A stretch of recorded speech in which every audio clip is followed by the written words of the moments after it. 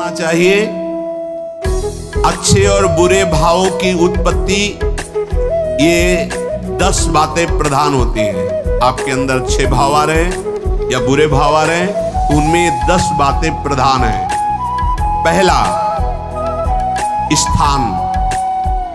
आप कहां बैठे हैं, कहां रह रहे हैं, किस जगह खड़े हैं, आपको स्थान देख करके ही बर्ताव में उतरना है।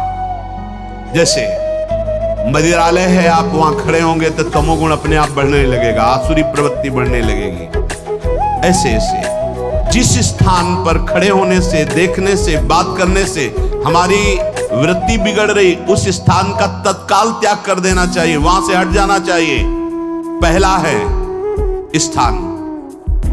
जैसे सत्संग, यमुना जी का एकांतिक पावन तट, किसी लता के नीचे, किसी संत भगवान के सानिध्य में, अब हमारा ये स्थान भजन वृत्ति बढ़ाएगा।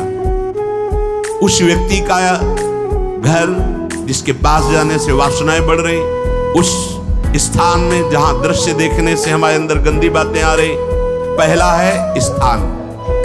दूसरा है अन्न। बहुत बड़ा प्रभाव अन्न का होता है। अगर अधर्म के द्वारा कमाया हुआ अन्न है तो बुद्धि अधर्म में ही लगेगी।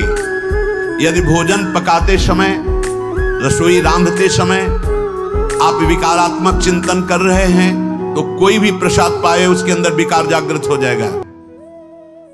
अन्न का बहुत बड़ा प्रभाव पड़ता है। एक बार पूज्यपाद उड़िया बाबा जी महाराज अपने परिकर के साथ भ्रमण में थे, तो किसी बड़े धनी मानी ने निमंत्रण दिया, महाराज आज यहीं रुको।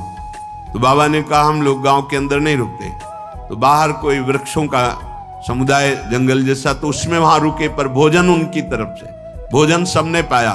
जब सुबह हुआ तो महात्मा जन, साधक जन एक दूसरे की तरफ देखे और बोले आज तो हमको बड़ा दोष हुआ, गंदा स्वप्न आया और हमारा संयम बिगड़ गया। बोले ये तो हमको भी हुआ, जितने थे सबको हुआ। उड़िया बाबा के समीप गए, बाबा ने कहा अच्छा ऐसा हुआ, ये तो अन्न दोष है, बुलाओ अन्न पवाने वाले को, फिर चलेंगे। बुलाया और बाबा ने कहा बिल्कुल सत्य बोलना, नहीं तो आप जानते हो इतने महात्माओं के संयम को आपने भ्रष्ट कर दिया, सत्य बोलना क्या बात थी। उनका महाराज संतान नहीं हो रही थी, सुना था आप बहुत सिद्ध महापुरुष हैं, तो आपके परिकर को इसीलिए पवाया। अंदर काम भाव था कि हमारे कामना थी कि संतान उत्पन्न हो, वैसे चिंतन करते हुए बनाया ऐसे। बोले सबका संयम नष्ट कर दिया। होश में नरक जाने वाली बात मत सोचो, अरे संतों को पवाओ जैसे अपने पुत्र को पवाते हैं, ऐसी भावना करनी चाहिए। आज हो भाग्य तो परिणाम खुद मंगल में निकलेगा। काम भाव से युक्त होकर क्यों बनाया, सब संतों के अंदर विकार पैदा कर दिया। अन्न का प्रभाव पड़ता है, हम जैसा अन्न पाते हैं वैसा। कई बार सुनाया है, सिद्ध महापुरुष पूज्य प्रातः स्मरण श्री बलराम दास जी महाराज झाड़ू मंडल के, यमुना के पावन तट पर ही है, रास मंडल के पास ही, वो अपने एक लता के नीचे बैठे हुए भगवत चिंतन कर रहे थे। अचानक यमुना जिस नजदीक है, तो कोई माई स्नान किए हुए निकली, तो नेत्रों ने देखा और विकार उत्पन्न हो गया। वयोवृद्ध सिद्ध महापुरुष, उन्होंने कहा आप तो इस शरीर को नष्ट कर दूंगा। शिष्यों ने कहा महाराज ऐसा क्यों? बोले किसी माता के शरीर को देखकर हमारे अंदर विकार क्यों आ गया? ऐसा नहीं, आज तक कभी नहीं हुआ, ऐसा क्यों हुआ? उनका महाराज आपस में सब शिष्यों ने कि कुछ ना कुछ तो खान पान में गड़बड़ी हो गई, तभी ऐसा हुआ। बाबा आज परिक्रमा करते हैं वृंदावन की, बाद में आप जो आदेश करेंगे जैसा करेंगे, पहले परिक्रमा। वृंदावन की परिक्रमा का बहुत बड़ा प्रभाव। जब कभी मन आपका ऐसा विक्षिप्त हो, परेशान हो, तत्काल परिक्रमा प्रारंभ कर देना, नाम जप करते हुए। आप देखना परिक्रमा पूरी होते होते शांति हो जाएगी। बाबा ने खूब नाम कीर्तन करते हुए शिष्यों के साथ परिक्रमा दी, मन का विकार शांत हो गया। उनका ऐसा कैसे हो सकता है कि हमारे अंदर विकार आ गया? ये बड़ी सूक्ष्मता का विषय है। कल प्रसाद कहां से आया था? उस समय लाड़िले गोविंद देव जी महाराज यहीं विराजमान थे वृंदावन में। बोले तो ठाकुर गोविंद देव जी का प्रसाद आया था। लकुट उठाई, है वो तो भगवत स्वरूप। तस्मित तज्जने भेदा भावात, भगवान और भगवान के ऐसे जनों में भेद नहीं होता, वो भगवत स्वरूप होते हैं। गए और कहा बताओ आपका प्रसाद न पावे तो अपराध लगे कि प्रसाद नहीं पाया, और प्रसाद पावे तो हमारे अंदर काम जागृत हो जाए, हम तो मरे ना दोनों तरफ से। तो ठाकुर जी बात कर रहे थे, दूसरों को नहीं सुनाई दे रहा था। कह रहे थे कि देखो नाराज मत हो, कलकत्ता की वैश्या थी, उसने भोग लगाया, अब उसने भोग लगाया तो हमने चख पाया, तो आपको प्रसाद का किनका लेना चाहिए? किसने कहा था कि पूरा प्रसाद पाइए? जरा किनका ले लेते हो, मधुकरी पाते। हाँ ये बात आपकी मान, तो हमारा तो पूरा विश्व है, कोई भी भोग लगाएगा हम तो पाएंगे। हमारे प्रसाद की निष्ठा आप सबके हृदय में, तो किनका लीजिए, पूरा मत पाइए। सोचिए, भगवद अर्पित प्रसाद और वृत्ति भगवान ने आदेश किया किनका पाओ, माधुकरी मांग के खाओ। यहां वर्णन कर रहे, यदि हम अन्न थोड़ा भी हमारे अंदर दूषित चला गया, तो जब कभी ऐसी विकार की भावना हो, आपके अंदर विकार बन रहा है, तो खोजिए। आपने कोई दृश्य देखा है, आपने किसी से बात की है, आपने कोई ऐसा संकल्प बनाया, नहीं, तो फिर भोजन दोष आ गया, अब आज उपवास कर दो। जब तक वो वृत्ति न नष्ट हो तब तक कुछ मत पाना, जल से काम चलाना, तो एक दिन एक पहर अपने आप शांत हो जाएगा। अगर बहुत विकलता हो रही तो नाम कीर्तन शुरू कर दो, भोजन मत पाना, नाम कीर्तन शुरू, बिल्कुल शांति मिल जाएगी, बिल्कुल। और ये तो उदाहरण महापुरुष इसलिए देते कि हम सावधान रहें। हमारे अच्छे भाव या बुरे भाव में ये 10 बातें बहुत प्रभाव डालती हैं। पहला स्थान, दूसरा अन्न, और तीसरा जल। पानी भी बहुत संभाल के नहीं, आजकल तो देखो प्रायः ऐसे दांत से प्लास्टिक नोचेंगे, ऐसे पानी पिएंगे, कब भरी गई, कहां भरी गई, कैसा पानी, बड़ा देखो कैसा हमारे भजन साधन के लिए विक्षेप पैदा होता चला जा रहा है। पहले सुंदर सरोवरों का जल, मतलब 15 वर्ष तो गंगा जल ही केवल पिया है, जो आकाशवृत्ति से मिला नहीं, गंगा जल ही पिया है। कुआं का जल, फिर आया हैंडपैप का जल, अपवित्र होने लगा। हैंडपैप में जो वाशर, अगर वो कहीं चमड़े का पड़ा हुआ है तो अपवित्र जल हो गया। अब हैंडपैप का भी अंतर ध्यान स्वरूप हो गया, अब तो नहीं दिखाई देता।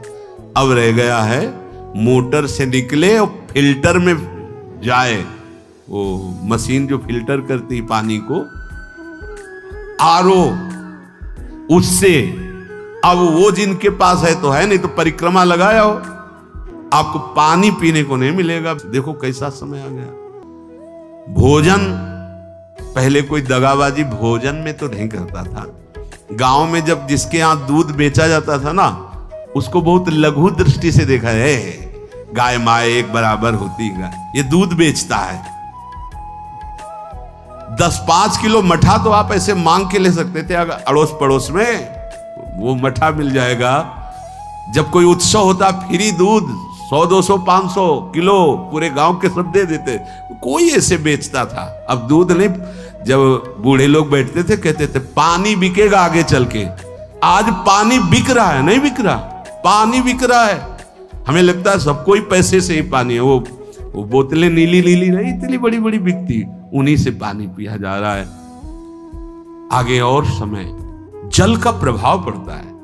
जैसे हम गंगा जल पीते थे, सही कहते हैं, कई दिन जब भोजन नहीं मिलता तो पूरी पौष्टिकता गंगा जल से मिलती थी। गंगा माता के जल से ऐसा लगता था मानो हम परम पावन अमृत पान कर रहे हैं, सारी पौष्टिकता मिलती थी। कुएं का जल अपने आप में पौष्टिकता से युक्त होता है, जो हमें चाहिए। आज देखो जल की समस्या हो गई, पवित्र जल पीने के लिए हम तरस रहे। कहां हो जल और कैसे मिलेगा जल?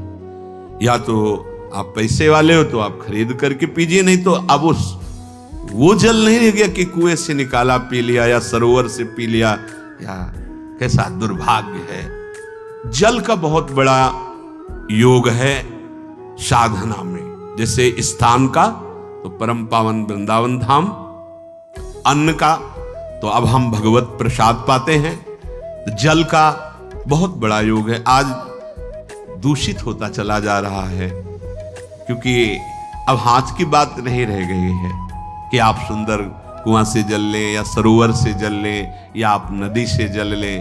हाँ, स्वामी जी के लिए लिखा हुआ है कि रोज यमुना स्नान और रोज यमुना जल ही पान। हमारे वृंदावन के समस्त भगवत स्वरूपों का स्नान यमुना जल से ही होता था, हो रहा है और होता ही रहेगा। बिहारी जी के लिए आज भी कलश में भरकर यमुना जल ही जाता है। वो कपड़ा से ऐसे ढक के जब हम 2 बजे परिक्रमा देते थे तो एक महाभागवत है, वो किसी को छूते नहीं, दूर से कहते छूना मत, बिहारी जी के लिए जल जा रहा है स्नान के लिए बिहारी जी का। फिर चौथा है आपका परिकर, जहां पर रह रहे हैं वो समुदाय, चाहे परिवार हो या आप समुदाय, वो कैसा है, रजोगुणी है, तमोगुणी है, सतोगुणी है या त्रिगुणातीत भागवतिक है, उसका प्रभाव पड़ेगा। पांचवा है आपका पड़ोस, आसपास वाले घर, जैसा है वैसा प्रभाव पड़ेगा आपके ऊपर। पड़ोस निंदनीय है तो बंधन से युक्त होना पड़ेगा। लंका के पड़ोस में रहने के कारण अगाध महिमा वाले समुद्र को बांध दिया गया, रघुनाथ जी ने पुल बांधा और दंड देने के लिए तैयार हो गए थे सरकार, अग्निबाण संधान कर लिया था, पड़ोस के कारण ही तो ना, पड़ोसी रावण था, इसीलिए आस पड़ोस का बड़ा प्रभाव पड़ता है। फिर अगला है दृश्य, इस पे बहुत सावधानी की जरूरत है। ये मोबाइल भगवान चल गए हैं, बहुत विस्तार से चल गए हैं, अब कोई छोटा मोबाइल रखना नहीं चाहता, सब वो स्क्रीन वाला रखना चाहते, टच मोबाइल। दृश्य से बचो, बच्चों, जवानों, बूढ़ों, सबकी वृत्ति जो माया आकर्षित करती, जो दृश्य हम देखने के लिए अंदर से उल्लसित है, वो मोबाइल में सब है, चाहे भागवतिक और चाहे सांसारिक। तो भाई देख लो, गुण दोष में संसार है, अगर आप दोष ग्रहण करना चाहते हो तो दोष ले लो, गुण तो गुण। बहुत बहुत खतरनाक विषय है और बहुत लाभदायक विषय है। किसी संत की वाणी एक बार समझ में नहीं आई, अगर हम 10 बार सुने तो समझ में आ जाएगी, ये लाभदायक है। कभी कोई किसी से बात करनी, पहले जाए तो पोस्ट कार्ड चलते थे, एक कार्ड, वो 15 पैसे का इतना बड़ा वाला आता था, 25 पैसे का बंद वाला लिफाफे में आता था, नीले नीले कागज का 15 पैसे वाला कार्ड, उसमें चिट्ठी जाती थी महीनों में। कभी यहां 1 मिनट में अमेरिका से बात कर लो, कितनी बढ़िया बात हो गई। उसका दुरुपयोग ना करो। अब हमारी इतनी चंचल वृत्ति है कि दुरुपयोग करने के लिए उत्साह बढ़ जाता है। बोले अब सब काम हो गया है, अब एकांत सेवन कर रहे हैं, अंदर से सिटकिनी बंद और मोबाइल भगवान का संग शुरू। 2-4 मिनट सत्संग और अच्छे दृश्य देखे, फिर बगले में वहां सब होता है कि आप बस उसको ऑन कीजिए, फिर जो मनोरंजन शुरू होता है, फिर उपासक मिटिया मेट हो जाता है। ये बहुत सावधानी की बात कह रहे हैं। वैसे हमें लगता है यदि आप कोई बड़े कार्य वाले ना हो तो छोटा मोबाइल रखे तो अच्छा रहता है। तो इसलिए ये एक ऐसा कलयुग भगवान ने रचा है कि बचा पाना बड़ा मुश्किल है। इससे वृत्ति को बचाओ, जो बचा ले गया वो आगे साधना कर सकता है। बहुत सावधान बच्चों। हमें लगता है यदि आपका मन चंचल हो, आपके शासन में ना हो, तो स्क्रीन वाला मोबाइल अपने माता पिता को दे देना चाहिए।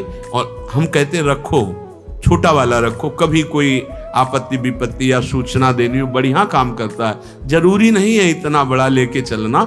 हाँ, अगर आपको बहुत राजकीय विभाग के कार्य हैं तो बात अलग है कि कौन सी सामान कहाँ कैसे, तो वहां से वीडियो भेज रहा है, वो चेक कर रहा है, यस हाँ ठीक है अब चलाओ। अपने को क्या काम है? सत्संग अगर सुनना है तो सत्संग सुनने के अलग यंत्र आते हैं, चला दो उसमें, वो इतनी बड़ी लगती है उसमें। चिप, पेन ड्राइव ऐसे लगा दो और सत्संग सुनो। जरूरी वो दृश्य वाला रखो। यहां कह रहे दृश्य, अगर गलत दृश्य देखा तो बावरे बन जाओगे और अच्छा दृश्य देखा तो भगवान के मार्ग के पथिक बनोगे। तो देखो, अच्छे दृश्य में भी दोष दर्शन की वृत्ति की गुंजाइश है। जैसे कोई लीला हो रही है, लीला के पात्र, जैसे हमारे ब्रजमंडल में रास लीला होती थी, ऐसे 12 वर्ष 13 वर्ष के लीला पात्र, सब नव किशोर, जहां भाव ही बने रोते रहो। अब वहां बड़े बड़े लीला पात्र हैं, अगर हमारी भावना शासन में नहीं है तो वहां हम अंग प्रत्यंग के दर्शन से हमारी हाव भाव वहां जो हो रहा है उससे हमारी वृत्तियां बिगड़ जाएं। जब छोटे छोटे लाडली लाल परस्पर खेलते हैं तो केवल आशीर्वाद देने को, रोने का मन होता है। अगर आप लीला भी देख रहे हैं तो बहुत सावधानी की जरूरत है, क्योंकि वो चिदानंद शरीर नहीं है, पांच भौतिक शरीरों, हमारी दृष्टि पंचभूत में लगी हुई है। नाम जप करो, लीला गायन करो, फिर देखो जो लीला है, यही जीवन का परम सुख मिलेगा। सच्ची मान लीजिए। बस हम बार बार ये कहते हैं, मोबाइल का सदुपयोग कीजिए, दुरुपयोग नहीं। मोबाइल बुरा नहीं, उसका प्रयोग बुरा है। दृश्य और साहित्य वैसे ही मनोवृत्तियां फिसलने वाली हैं, और जब ये आ गया कि फिसलाने में कितना लाभ है तो ऐसा कोई साहित्य और आलोचना, ऐसी कोई वार्ता ना करे जिससे हमारे अंदर गंदे भाव में, यदि अच्छी चर्चा करते हैं तो अच्छे भाव आते हैं। देखो अभी ऐसी कोई भावुक चर्चा होने लगे तो सबका हृदय द्रवित हो जाएगा, और गंदी चर्चा हो तो हमारा हृदय विकार युक्त हो जाएगा। और कार्य, आप जो कार्य करते हैं उसका प्रभाव आपके मन के ऊपर पड़ता है। और उपासना, आप उपासना भोगों की करते हैं या योग की करते हैं, ये 10 से भाव बनते हैं और 10 से भाव बिगड़ते हैं। स्थान, अन्न, जल, परिवार, अड़ोस पड़ोस, दृश्य, साहित्य, आलोचना, आजीविका का कार्य और उपासना, यदि ये भागवतिक हुए तो आपके अंदर भगवत भाव बढ़ेगा, और यदि ये रजोगुणी तमोगुणी हुए तो आपके अंदर आसुरी भाव बढ़ेगा। इन 10 से सावधानी पूर्वक व्यवहार होना चाहिए।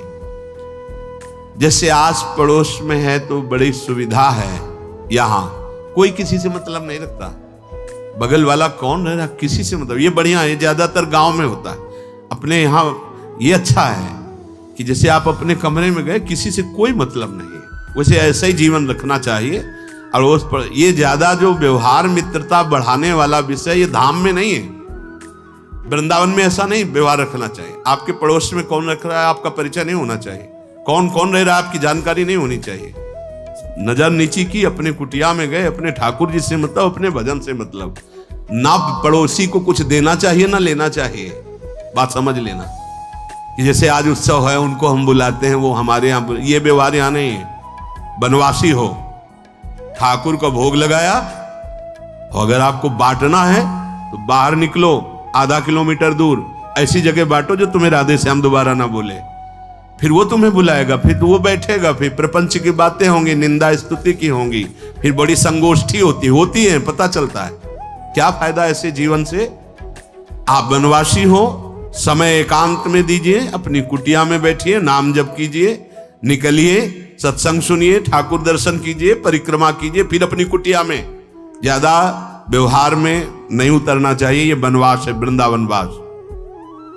सत्संग का सेवन, रजोगुण तमोगुण का त्याग, तो दुष्संग से आप बच जाएंगे।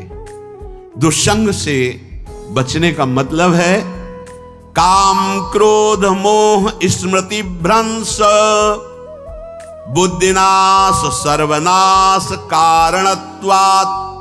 देवर्षि नारद जी कहते हैं, अगर दुष्संग का त्याग हो गया तो आप काम का, क्रोध का, मोह का, जो हमारी भगवत स्मृति का नाश कर देते हैं, जो हमारी बुद्धि का नाश कर देते हैं, जो हमारे सर्वनाश करने वाले हैं, इनका त्याग कर पाएंगे। कुसंग अगर हो गया तो इनका त्याग नहीं हो सकता, बहुत कठिन हो जाता है। भगवत संबंधी तत्वबोध होना या भगवत रहस्य लीला में प्रवेश पाना, जो अपनी इंद्रियों को भोगों में तृप्ति कराने की कोशिश कर रहे हैं, उनका चिंतन भोगों का ही होगा। तो कैसे तत्वबोध होगा, कैसे लीला में प्रवेश होगा, बस ध्यान देना है, कैसे हो पाएगा? क्योंकि जिस चित्त वृत्ति से भगवदाकार हमें वृत्ति करनी थी, वो तो हमने भोगों के चिंतन में लगा दी, भोग क्रियाओं में लगा दी। एक स्थिति होती है जब आपकी चित्त वृत्ति भगवदाकार हो गई है, तो व्यवहार में रहते हुए भी विषयान ग्रहणंतु मुंचन्तु वा, खान पान उठना बैठना है, सब बाहरी क्रियाएं हो रही, अंतर से वो अपने आराध्य देव में सदैव स्थित रहता है। उसका परिचय आपको जब ऐसे महापुरुष का सानिध्य मिलेगा, तो आप विषय सेवन करते हुए भी निर्विषय रहेंगे। आपके अंदर विषयों की प्रियता नहीं रह जाएगी, आपके अंदर एक प्रबल वैराग्य ऐसी धारणा बन जाएगी, कुछ नहीं, कोई भी तुम्हें प्रभावित नहीं कर सकता। यद्यपि खान पान हर्ष आदि की सब व्यवहारिक वृत्तियां हैं, पर उस महापुरुष का प्रभाव ऐसा होगा कि आपका हृदय निर्विकार हो जाएगा। और बहुत ही त्याग की सब बातें की जा रही, लेकिन हृदय भी सही है, तो संग से विषय रंग बढ़ जाएगा। ये देखा गया है। हृदय अगर निष्प्रिय है, जिसका हम संग कर रहे हैं, तो उसका परिणाम निष्प्रिय निकलेगा। व्यवहार में कुछ भी हो, निष्प्रियता ही आपकी बढ़ेगी, निर्विकारता बढ़ेगी, क्योंकि उसकी स्थिति का संग हो रहा है, उसका प्रभाव पड़ रहा है। तो सर्वनाश की जड़ है विषय चिंतन। ये बहुत बड़ी बात है। विषय चिंतन सर्वनाश की जड़ है। यहां विषय भोग नहीं कहा, क्योंकि चिंतन का परिणाम भोग है। पहले चिंतन होता है। साधक ध्यायतो विषयान पुंसः संगस्तेषु उपजायते, संगात् संजायते कामः, कामात् क्रोधो विजायते, क्रोधात् भवति सम्मोहः, सम्मोहात् स्मृति विभ्रमः, स्मृति भ्रंशात् बुद्धिनाशो, बुद्धिनाशात् प्रणश्यति सर्वनाश। कैसे हुआ? ध्यायतो विषयान पुंसः, विषयों का चिंतन। इसीलिए अनन्यश्चिन्तयन्तु माम भगवान आदेश करते हैं। विषय चिंतन न होने पाए, बिना चिंतन किए आपको कोई भी सुख नहीं मिल सकता। आप देख लीजिए, जगत के किसी भी भोग का सुख नहीं मिल सकता। चिंतन से ही आपको सुख की अनुभूति हो रही है। अगर आप चिंतन ना करें तो आपको कोई सुख नहीं मिलेगा। आप चिंतन उसका घसीट लिया गया। अगर सुख होता तो भोग में मिल जाता, नहीं मिला। क्यों? कि बोले चिंतन नहीं। किसी को किसी गाढ़ विषय के चिंतन में फंसा दे, फिर उसके सामने भोजन रखे, खीर में नमक डाल दे, सब्जी में चीनी डाल दे और गाढ़ विषय में फंसा दे। तुम्हारा लड़का जो अकेला था, वो ऐसा ऐसा दुर्घटना हो गई, वो अस्पताल में, अब जल्दी से भोजन पाओ और निर्णय बताओ। वो बिल्कुल नहीं बता पाएगा कि खीर में नमक था, सब्जी में चीनी थी। उसका चिंतन वहां फंस गया। अगर ऐसे चिंतन हमारा प्रियाजू में फंस जाए तो संसार के सब क्रियाएं होते हुए भी वो परमहंस है, वो विदेह है। चिंतन, हम लोग चिंतन में चूक कर देते हैं, तो फिर क्रियाओं में हमको बंधना पड़ता है। नहीं, सच्ची माने कोई भी क्रिया उसे बांध नहीं सकती। तो क्या जिनका भगवत चिंतन होता है वो असत क्रियाएं भी करते हैं क्या? तो बोले जब चिंतन ही नहीं तो असत क्रियाएं कैसे हो सकती है? पहले क्रिया के असत चिंतन होता है। आप देखना, कोई भी कार्य पहले चिंतन होता है। इसीलिए यहां कह रहे हैं ध्यायतो विषयान पुंसा संगस्तेषु उपजायते। पहले सबसे पहले विषय का चिंतन होता है। अगर विषय का चिंतन ना होने पावे तो आपको कोई फंसा ही नहीं सकता भोग, कोई भी भोग नहीं फंसा सकता। जहां विषयों का चिंतन हुआ तो संग की प्राप्ति, विषय भोग की प्रबल इच्छा, प्रबल आसक्ति, और वो जो चिंतन हुआ था वही आपको सुख दे रहा है। वही, वहां सुख नहीं है, आपके चिंतन का वहां सुख। जैसा चिंतन, अगर आपका चिंतन विक्षिप्त कर दिया जाए, एकाग्र ना होने पाओ, तो किसी में आपको सुख नहीं मिलेगा पक्का। अगर वही चिंतन सावई मना कृष्ण पदार विंदे हो तो कोई सुख है। गोपी जनों के पति भी हैं, पुत्र भी हैं, पूरे परिवार की सेवा करती हैं, और बड़े बड़े परमहंस उनकी चरण रज वंदना करते हैं। क्यों? क्योंकि उनका चिंतन भगवान का हो रहा है। एक भी वृत्ति शरीर चिंतन में नहीं, बलिहारी है। मुरारी पादार्पित चित्त वृत्ति। विषयों के चिंतन से विषयों में आसक्ति पैदा होती है। आसक्ति से विषय कामना की प्रबलता और क्रिया होती है, और क्रिया में बाधा पड़ने से क्रोध पैदा होता है। क्रोध से मूढ़ता छाती है, मूढ़ता से स्मृति भ्रमित हो जाती है, स्मृति भ्रंश से बुद्धिनाश होता है, और बुद्धिनाश ही सर्वनाश है। इसलिए चित्त का निरंतर अधिक समय तक सावधानी पूर्वक भगवन नाम में, भगवत लीला में, आप सब भगवत कृपा पात्र जन है, चिंतन न बिगड़ने पावे। होता क्या है कि क्रिया से तो हम सावधान है, समाज है, क्रिया से तो हम सावधान, क्योंकि समाज भी है, व्यवहार भी है सामने, लेकिन चिंतन तो कोई नहीं जान रहा ना, अंदर ही अंदर हम क्या चिंतन कर रहे हैं। तो साधक चूक कर बैठता है। देखो, बाहर चूक होगी तो उसका प्रायश्चित हो ही जाएगा, चार लोग निंदा करेंगे, पिटोगे, अपमानित होगे, प्रायश्चित। लेकिन अंदर जो हमारा गलत चिंतन हो रहा, पूरा का पूरा अंदर हृदय मलिन कर देगा, हमें उस बात का प्रायश्चित भी नहीं होगा, हमें जलन भी नहीं होगी कि हम गलत चिंतन कर रहे हैं, क्योंकि सावधान नहीं है। खास बात साधना में चिंतन संभालने की है।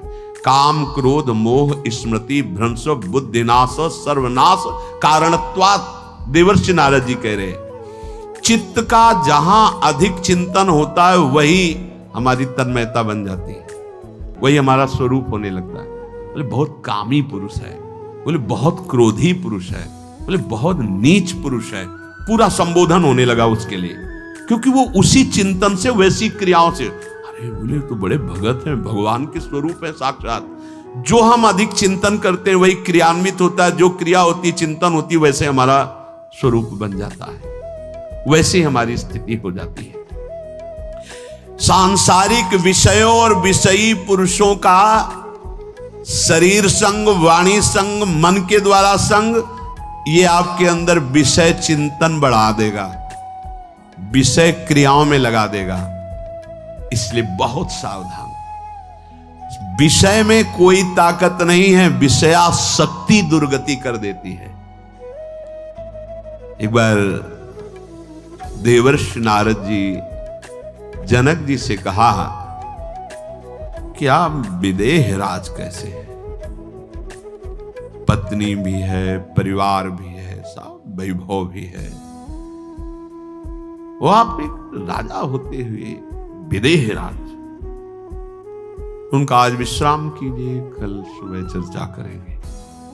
तो रात्रि में अपने शयन गृह में देवर्षि नारद जी को शयन कराया और अपनी अर्धांगिनी से कहा कि आप जाकर शयन कीजिए देवर्षि नारद जी के साथ, जो आज्ञा।